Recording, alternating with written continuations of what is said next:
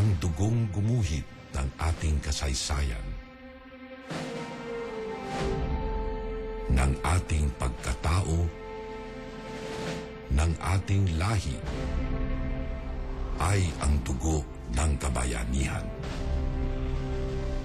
Mula sa mga bakas na iniwan ng ating mga ninuno, ating ipinagpapatuloy ang kanilang nasimulan sa mga paraang hinihingi ng anumang panahon.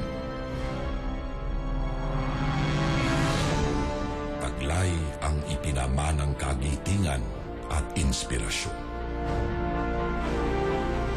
Dahil ang apoy na sumiklab ilang siglo na ang nakalilipas ay nabubuhay pa rin sa atin magpahanggang ngayon.